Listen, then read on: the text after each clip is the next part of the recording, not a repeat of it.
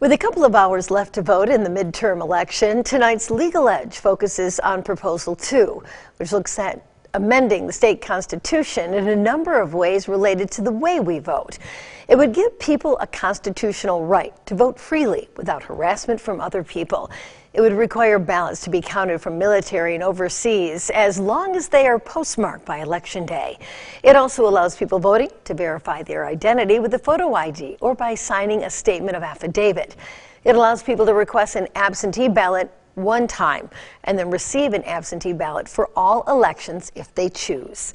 It would also allow for state-funded postage for absentee ballots, state-funded drop boxes added in a number of municipalities and townships. It would also allow for 9 days of early voting, including 2 weekends where people could go and vote in person instead of one single-day election. And then, when certifying elections, it would require the state canvassing board to do so based on official records of the votes cast. And for tonight's Legal Edge, attorney Brian Waldman from the Sinus Dramus law firm gives us his legal take on both sides of this issue.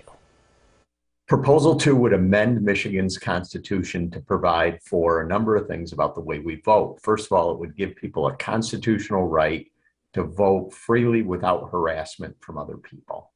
It would also require ballots to be counted for military and overseas ballots as long as they're postmarked by Election Day. It would give people the right to verify their identity for purposes of voting with a photo ID or by signing a statement or affidavit, which is currently the law anyways. It would give people the right to request an absentee ballot one time and then receive an absentee ballot for all elections if they choose to do it that way.